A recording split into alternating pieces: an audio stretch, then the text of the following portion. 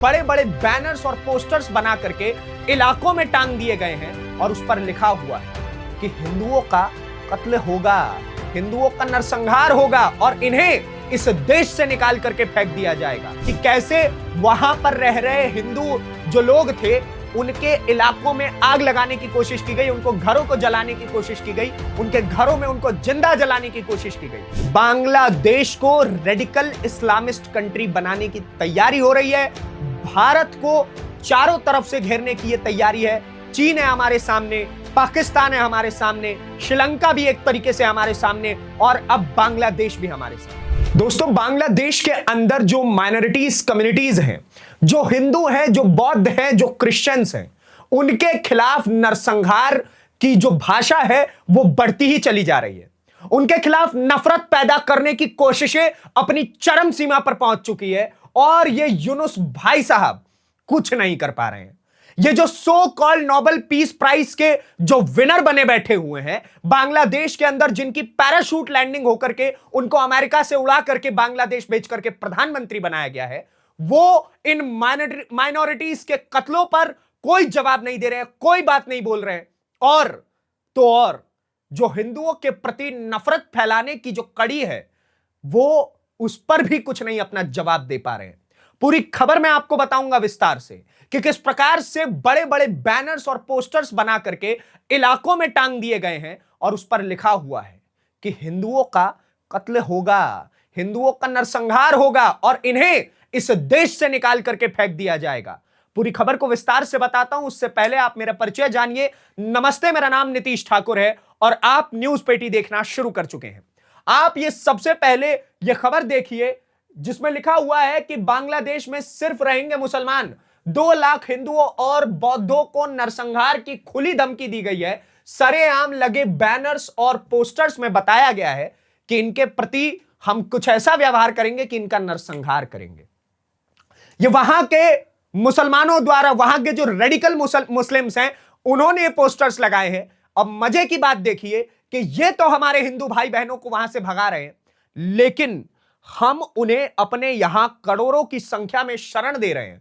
वो महाराष्ट्र से लेकर के, दिल्ली से लेकर के, कश्मीर से लेकर के आपके देश के हर राज्य में घुसपैठिए बनकर के बैठे हुए हैं। उसके ऊपर हम कुछ नहीं कर पा रहे, लेकिन उनकी हिम्मत देखिए कि वो बड़े बड़े बैनर्स और पोस्टर्स लेकर के घूम रहे और बता रहे हैं कि हम इनके प्रति नरसंहार का व्यवहार करेंगे।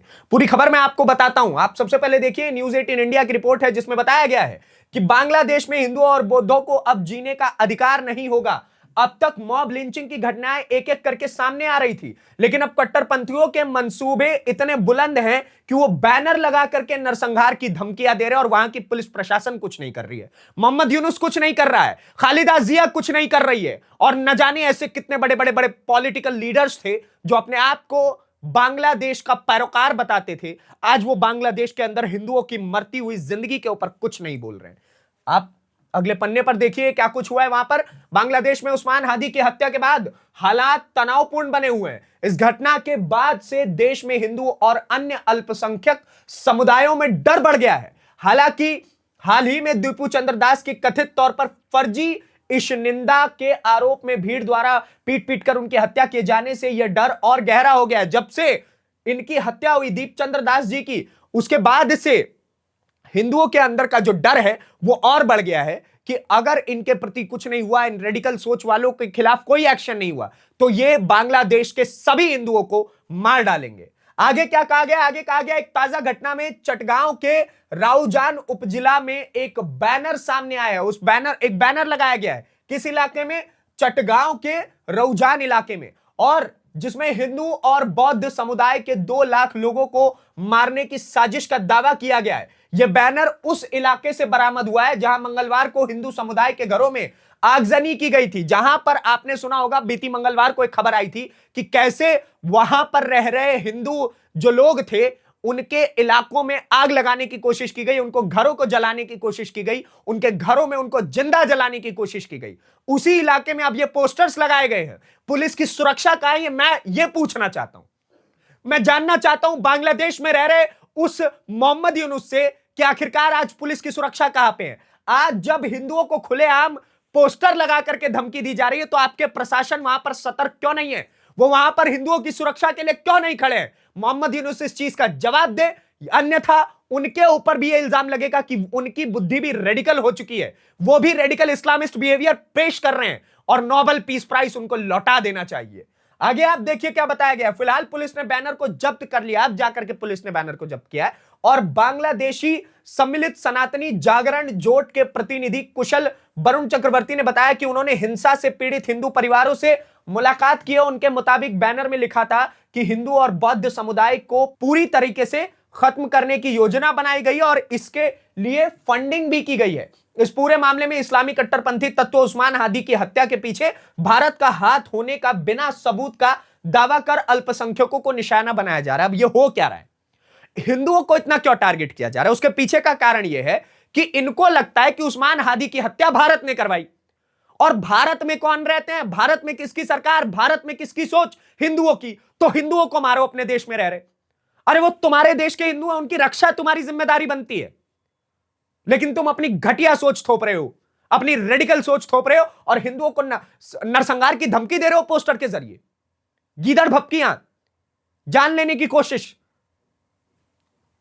आगे आपको मैं दिखाता हूं क्या कुछ हो रहा है।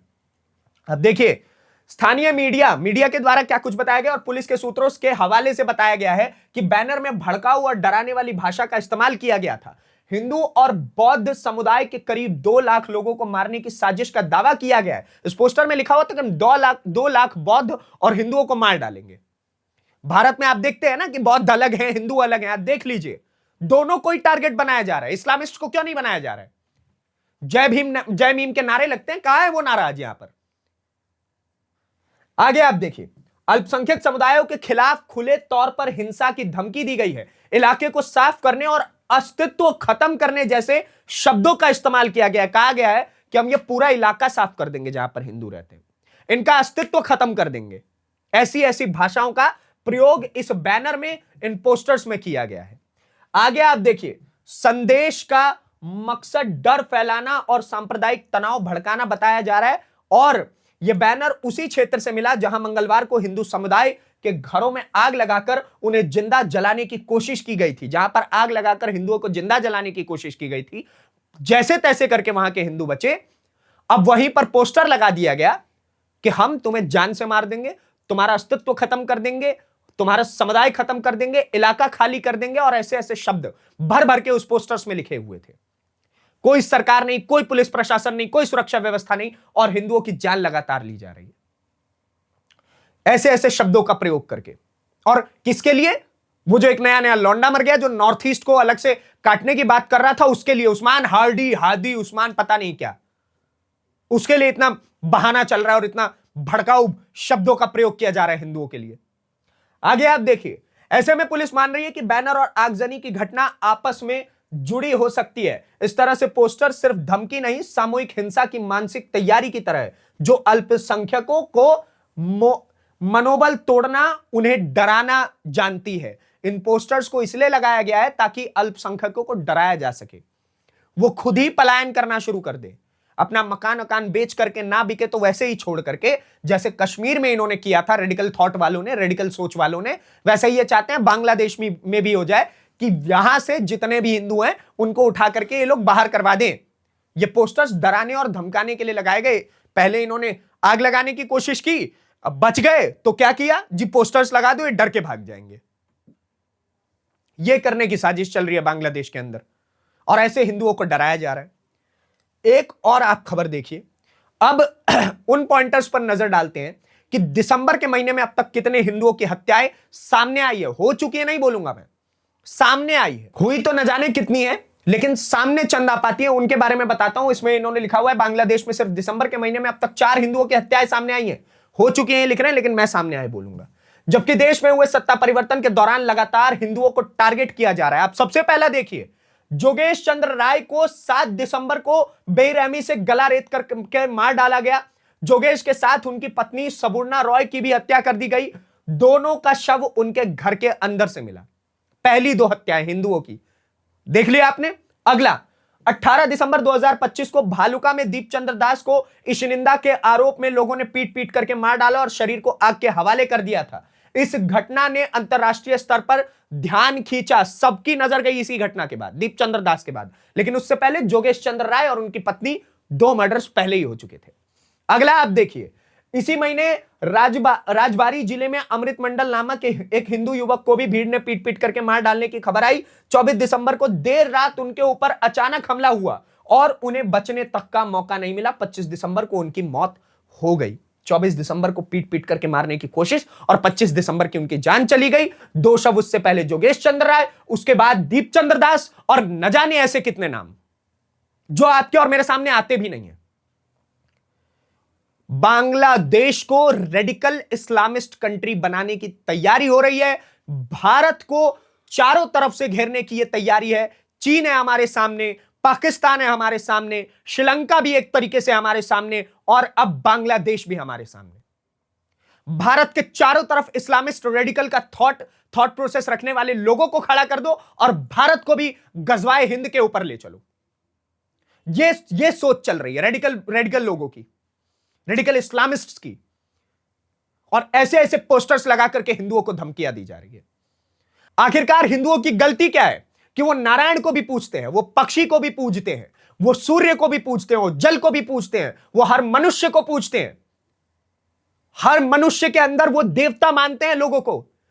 हिंदू वसुदेव कुटुंबकम कहता है, क्या इसलिए जान ली जाएगी? हिंदू अहिंसा परमो धर्म कहता है, इसलिए जान ली जाएगी?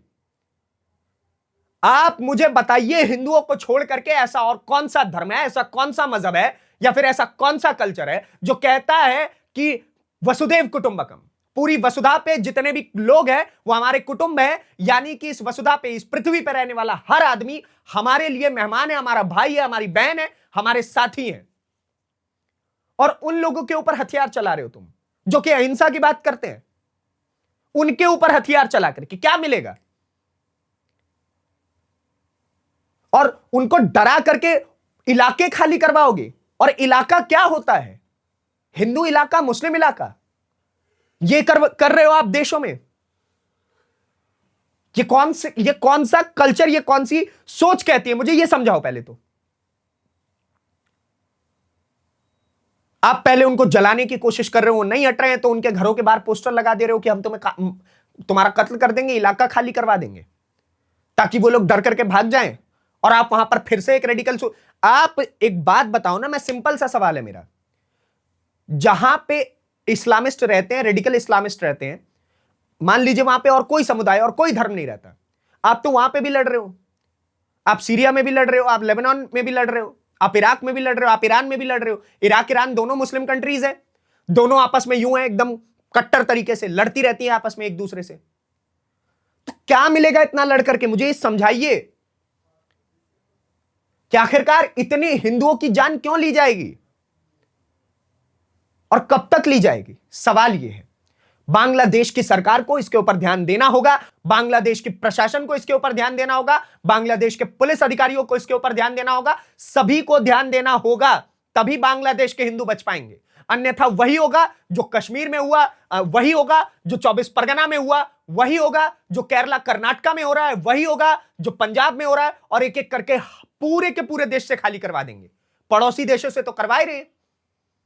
ध्यान आकर्षित करना होगा, तभी कुछ हो सकता है। बाकी आप क्या सोचते हैं इस खबर को लेकर के, हमें कमेंट बॉक्स में जरूर बताइए, और ऐसी वीडियोस को देखने के लिए न्यूज़ पेटी को सब्सक्राइब करिए। धन्यवाद, नमस्कार, जय हिंद, जय भारत।